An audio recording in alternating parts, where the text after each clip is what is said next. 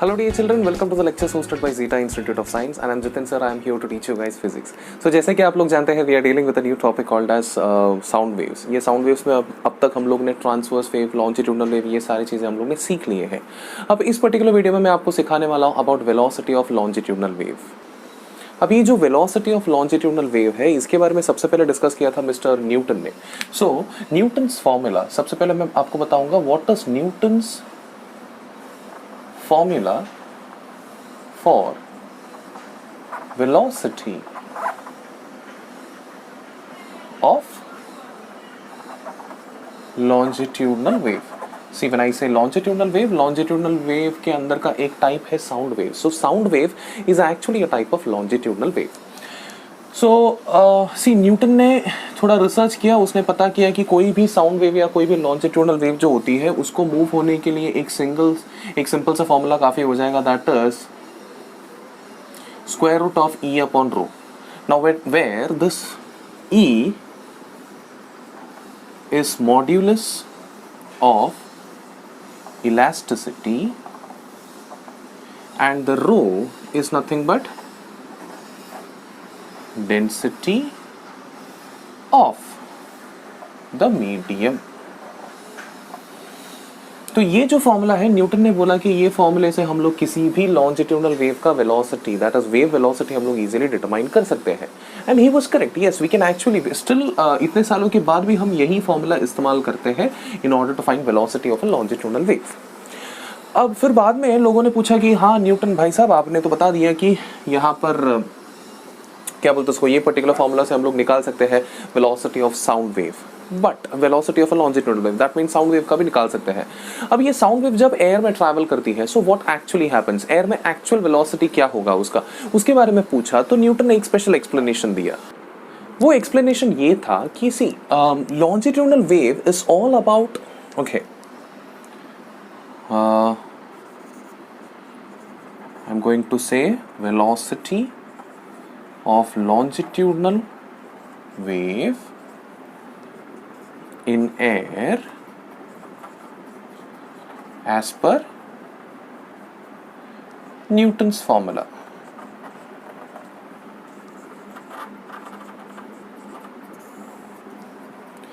अब longitudinal wave जब air में ट्रैवल करती है तो इट इज ऑब्जर्व्ड कि भाई आप तो जानते हैं कि कंप्रेशन होती है, फिर रेयरफैक्शन होती है, कंप्रेशन रेयरफैक्शन, यही चीज चलता रहता है कंटिन्यूसली. तब जाके साउंड वेव्स हमारा जो होती है आगे की तरफ बढ़ते जाती है. अब साउंड वेव्स जब आगे की तरफ बढ़ती है, आप तो सी न्यूटन की थ्योरी के हिसाब से कंप्रेशन जब होती है तो कंप्रेशन के टाइम पे प्रेशर चेंज होता है, जिस वजह से टेम्परेचर बढ़ जाता है, हीट एनर्जी बढ़ जाता है उसके अंदर. एंड देन मतलब सी एनर्जी के ट्रांसफर की वजह से जो होती है टेम्परेचर बढ़ जाता है. एंड देन जब रेयरफैक्शन होती है तो क्या होता है, at the same time temperature कम हो जाता है. तो न्यूटन का ये कॉन्सेप्ट था कि भाई एनर्जी जब ट्रांसफर होती है, while compression the temperature is increasing and while rarefaction the temperature is decreasing. ये तो सिंपल सा फंडा है. आप कोई भी चीज़ को अगर बहुत जोर से दबाएंगे ना तो आपके प्रेशर की वजह से उसका टेम्परेचर बढ़ जाता है, उसको अगर रिलीज करेंगे तो ऑटोमेटिकली वो टेम्परेचर कम होता है. तो इस स्टोरी के हिसाब से देखा जाएगा तो जितना भाई मान लेते हैं कंप्रेशन में अगर 5 डिग्री का टेम्परेचर बढ़ रहा है, एग्जांपल के तौर पे बोल रहा हूं मैं, 5 यूनिट का टेम्परेचर अगर बढ़ रहा है तो रेयरफैक्शन के टाइम में वही 5 यूनिट कम हो जाएगा. तो ओवरऑल इफेक्टिवनेस अगर देखा जाएगा तो टेम्परेचर में कोई चेंज नहीं होती है. So as per Newton, according to Newton, the rise in temperature during compression is equal to the fall in temperature during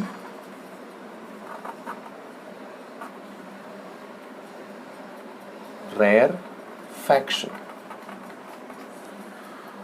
okay, rise in temperature, compression के टाइम पे जितना राइज इन टेम्परेचर होता है, rarefaction के time पे उतना ही fall in temperature होता है. That is the net change in temperature is net change in temperature is zero. there is no change in temperature. इसका मतलब ये होता है कि भाई ओवरऑल टेम्परेचर जो होती है वो क्या होगा, कांस्टेंट होगा. ओके, अब टेम्परेचर अगर कांस्टेंट होगा, ये न्यूटन का अजम्पशन है। ओके, न्यूटन का अजम्पशन ये था, ये बहुत साल पुरानी बात है ये जो न्यूटन बता रहे हैं। तो टेम्परेचर अगर कांस्टेंट होगा तो सिंपल सा फंडा यार, ऐसे सिस्टम को, such system is called as,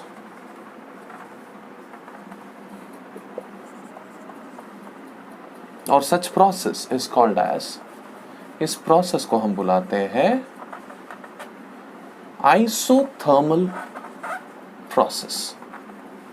isothermal process के बारे में ज़्यादा डिटेल में आप सीखने वाले हो while you dealing with the chapter heat transfer and thermal properties. ये सारी चीज़ों के बारे में जब आप सीखेंगे and you know KTG, thermodynamics, ये सारी चीज़ों के बारे में जब सीखेंगे तो you will be learning more about isothermal process.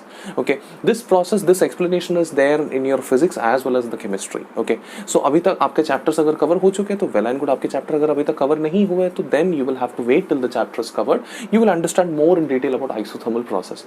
Right now, you just pay attention on one thing, that isothermal process is a process where the temperature is maintained constant. Process मतलब there are so many activities going on, but the resultant temperature will always be constant.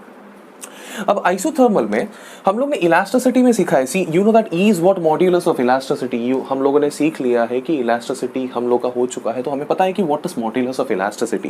And आप तो ये भी जानते हैं कि modulus of elasticity में 3 type के होते हैं, एक यंग्स मॉड्यूलस होता है, एक बल्क मॉड्यूलस होता है और एक मॉड्यूलस ऑफ रिजिडिटी होता है। अब Young's modulus, bulk modulus, modulus of rigidity, यहाँ पर तो बेसिकली क्या होती है, सी हम दबा रहे हैं, रिलीज कर रहे हैं, दबा रहे हैं, रिलीज कर रहे हैं, तो बेसिकली बल्क मॉड्यूलस है यहाँ पर। Like the modulus which we are going to consider over here is bulk modulus. अब बल्क मॉड्यूलस मैं यहाँ पर बोल देता हूँ, therefore bulk modulus is to be considered.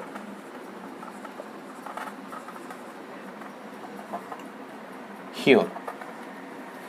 So that means velocity, like modulus of elasticity, will be equal to bulk modulus.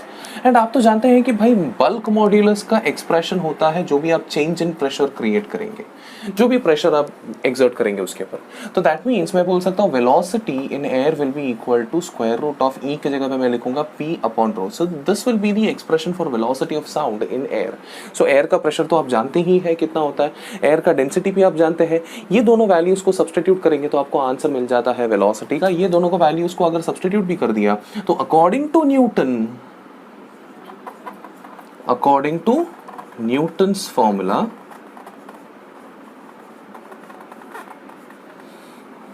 velocity of sound in air is approximately 293 meter per second. मैं approximate value बता रहा हूँ in standard temperature pressure. Standard temperature pressure में velocity of sound जो होती है वो 293 होती है। सो ये था न्यूटन का डिस्कवरी। सो न्यूटन के डिस्कवरी के हिसाब से क्या है आपने देख लिया। ओके, एक काम कीजिए, पहले आप वीडियो को पॉज करके इतना नोट डाउन कर लीजिए, उसके बाद मैं आगे बढ़ता हूँ। आई बिलीव आप लोगों ने, सभी लोगों ने नोट डाउन कर लिया है। माय डियर चिल्ड्रन, न्यूटन ने बोला कि velocity of sound in air is 293, but you know कुछ सालों तक इस चीज को ट्रू प्रूफ किया गया था, ट्रू समझा गया था, बिकॉज इतना ज्यादा स्पीड में कुछ अगर एरर है तो ना प्रैक्टिकली उसको डिटेक्ट करना थोड़ा मुश्किल हो जाता है कि नहीं। तो बट लेकिन स्लोली ये पुराने जमाने की बात है, स्लोली टाइम बीतता गया, उसके हिसाब से टेक्नोलॉजीज एडवांस होते गए, साइंटिस्ट और ज्यादा सोचने लग गए, तो बहुत ज्यादा रिसर्चेस करने लगे। न्यूटन के जमाने में तो इतना सारा रिसर्चेस होता ही नहीं था। Newton was kind of a one man show. Newton उस जमाने में सोचता था, डिस्कवरीज निकालता जब टेक्निकल सपोर्ट्स बिल्कुल नहीं मिलते थे। तो बंदा इतना जीनियस था कि वो विदाउट एनी टेक्निकल सपोर्ट भी काफी हद तक वो टेक्नोलॉजीज, काफी हद तक वो डिस्कवरीज कर पाता था। Going forward, so over here ये वेलोसिटी का वैल्यू थोड़ा गड़बड़ है करके थोड़े टाइम के बाद लोगों को पता चल गया। Then scientist started reworking on this Newton's theory, and when they started reworking on the Newton's theory they came to know that this value is actually not correct, which means this formula is also not correct, which means this theory is also not correct. So there is some ambiguity over here. अब ambiguity के बारे में किसने बताया था, कैसे बताया था, उसके बारे में मैं आपके सामने अभी डिस्कस करता हूँ। सो माय डियर चिल्ड्रन, फिर बाद में एक साइंटिस्ट है जिसका नाम है लैपलेस। लैपलेस ने थोड़ा सा उसका करेक्शंस बताया कि भाई न्यूटन का फॉर्मूला करेक्ट जरूर है उसमें, लेकिन थोड़ा सा करेक्शंस करना है। What was Newton's formula? Laplace agreed on this particular formula that yes, velocity of sound is nothing but modulus of elasticity upon density. This is very much correct. But Newton का जो theory था, Newton ने क्या assume किया, this process of transferring of अपना longitudinal wave is basically an isothermal process. That's where Newton, Newton थोड़ा सा wrong हो गया, थोड़ा सा, एकदम हल्का सा. लैपलेस ने उसी के ऊपर काम किया. लैपलेस ये देखा कि हाँ भाई, कंप्रेशन में टेम्परेचर बढ़ता है, रेयरफैक्शन में टेम्परेचर कम होता है, ओवरऑल हीट ट्रांसफर होता है.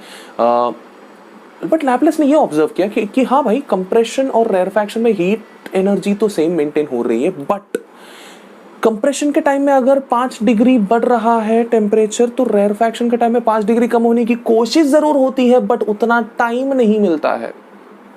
फॉर एग्जाम्पल, आपको चाय को अगर गर्म करना है तो आपने हीट प्रोवाइड किया या फिर आपने कुछ भी एक्टिविटी कर दिया, फटाक से गर्म हो गया. अब आप चाहते हो कि वो ठंडा हो. क्या वो जल्दी ठंडा होगा? क्या ना, वो उसका टाइम लेके ठंडा होता है. तो कूलिंग प्रोसेस जो होता है वो इमीडिएट नहीं होता है. कंपैरेटिवली हीटिंग प्रोसेस ज्यादा इमीडिएटली हो सकता है. तो हीटिंग प्रोसेस का स्पीड थोड़ा ज्यादा हो सकता है, बट कूलिंग प्रोसेस का स्पीड उतना ज्यादा नहीं होता है. Due to which what happens, compression के टाइम पे टेम्परेचर बढ़ जाता है, शूट अप हो जाता है 5 डिग्री, बट रेयरफैक्शन के टाइम पे 5 से कम होने की कोशिश जरूर करती है, बट ज्यादा कम नहीं हो पाता है. मे बी 5 डिग्री बढ़ने के बाद मे बी 3 डिग्री कम हो जाएगा, तब तक अगले कंप्रेशन का टाइम आ जाएगा जहां पर टेम्परेचर और 5 बढ़ेगा. सो व्हाट हैपेंस, पहले वाले कंप्रेशन पे मान लीजिए 0 to 5 गया, रेयरफैक्शन पे 5 से लेकर 2 पे आ गया, वापस कंप्रेशन होगा तो 2 से लेकर और 5 आगे जाएगा, 7 तक जाएगा. So what is happening, there is always an extra amount of temperature which is existing in that particular medium. So during every compression and rarefaction the temperature is increased and decreased, but the amount of increase a bit greater as compared to the amount of decrease due to lack of time. अगर rarefaction को ज्यादा time मिला हो तो definitely वापस पहले जैसे आ जाता था, बट टाइम की कमी की वजह से यहाँ पर ये प्रॉब्लम होती है. तो इस वजह से Laplace said that this process is not an isothermal process because the total temperature is not remaining constant, there is always a fluctuation in temperature, but the total amount of energy is constant. Okay, so मैंने जितना बोला उतना मैं लिख लेता हूं. According to Laplace,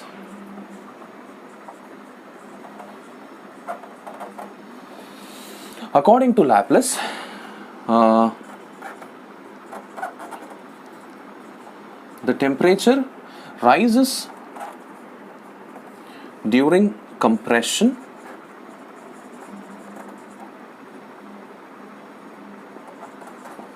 but same amount of drop in temperature does not take place during rarefaction due to lack of time. या फिर as cooling takes more time.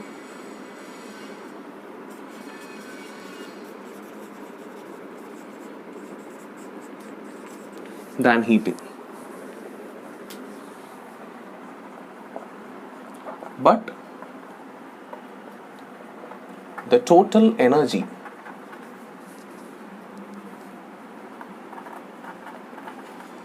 remains same. Total energy remains same इसका मतलब क्या होता है? That is, this process is an adiabatic process. ये जो process है ये एक एडियाबैटिक प्रोसेस है. Okay, so it's like adiabatic process. Sir ji क्या होता है? सी, एडियाबैटिक प्रोसेस एक ऐसा प्रोसेस होता है जहां पर टेम्परेचर कम ज़्यादा कुछ भी हो, बट हीट जो एनर्जी जो होती है वो एनर्जी सेम रिमेन होती है. सो एनर्जी जहां पर भी कॉमन रिमेन होती है, सेम रिमेन होती है, वो उस प्रोसेस को हम लोग एडियाबैटिक प्रोसेस बोल सकते हैं. अगेन, एडियाबैटिक प्रोसेस के बारे में आप इन डिटेल सीखोगे in the chapters called as heat transfer, thermal expansion, KTG, thermodynamics. ये सारे चैप्टर्स में आप इन डिटेल सीखने वाले हो कि भाई एडियाबैटिक प्रोसेस क्या होता है. फिजिक्स में भी सीखोगे और केमिस्ट्री में भी सीखोगे. So this is the basic story. अब adiabatic process में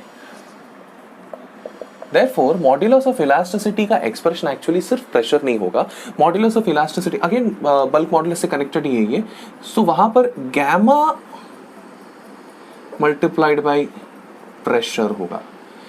गैमा मल्टीप्लाइड बाय प्रेशर। आप बोलोगे सर जी ये गैमा क्या है? अभी बच्चे लोग, आप लोगों ने गैमा के बारे में ना थर्मल एक्सपांशन में या थर्मल प्रॉपर्टीज में थोड़ा आप लोगों ने जान लिया है। गैमा बेसिकली क्या है, आप लोगों को तो पता है कि स्पेसिफिक हीट कैपेसिटी क्या होता है, वो उसमें भी constant pressure and constant volume दो अलग अलग चीजों में होती है। So basically what is gamma? Gamma is the ratio of specific heat capacity in constant pressure and specific heat capacity at constant volume. तो ये इनका रेशियो जो होता है वो होता है गैमा। अब ये रेशियो हर एक सेट ऑफ मॉलिक्यूल्स के लिए डिफरेंट होती है। एयर के लिए अप्रोक्सीमेटली इसका वैल्यू 1.41 होती है फॉर एयर। तो एयर का वैल्यू आप दिमाग में रख लीजिए। गैमा के बारे में ओवरव्यू तो आपको पता ही होगा, इसके बारे में इन डिटेल कैलकुलेशन भी आप लोग सीखने वाले हो इन द सेम चैप्टर जो मैंने ऑलरेडी मेंशन किया है। थर्मोडायनेमिक्स जैसे केटीजी जैसे चैप्टर्स में आप सीखोगे इसके बारे में in detail. Okay, anyway going forward, तो अगर सब्स्टिट्यूट करना चाहते हो देयरफॉर वेलोसिटी का expression will become gamma multiplied by pressure upon density. जैसे कि आप जानते हो गैमा का वैल्यू आपको डालना है, प्रेशर का वैल्यू डालना है, डेंसिटी का वैल्यू डालना है। कैलकुलेशन के बाद आपको अप्रोक्सीमेटली वेलोसिटी का जो करंट एक्सप्रेशन है ना, ये अप्रोक्सीमेटली आपको मिल जाएगा, दैट इज 334 मीटर पर सेकेंड मिल जाएगा velocity of sound in air, जो कि करेक्ट है। अप्रोक्सीमेटली बात कर रहा हूं, मतलब एग्जैक्ट वैल्यू की बात ही नहीं कर रहा हूं मैं, अप्रोक्सीमेट वैल्यू की बात कर रहा हूं। तो velocity of sound in air is actually approximately 330 metre पर सेकेंड। ओके, तो इसी वजह से हम बिलीव करते हैं कि लैपलेस ने जो करेक्शन बताया है न्यूटन के फॉर्मूले के ऊपर, that correction is very much valid till date. I believe I am clear. My dear children, I request you guys to please make a note of it. I believe सभी लोगों ने लिख लिया है। सो इस पर्टिकुलर वीडियो में मैंने आप लोगों को बताया what is the like how do we determine the velocity of longitudinal wave, that is sound wave, velocity of sound wave in air. Okay, there are two different theories, one was old theory, one is the new theory. I believe ये video काफी fruitful रहा होगा आप लोगों के लिए। मिलते हैं नेक्स्ट लेक्चर में, till then take care, bye bye.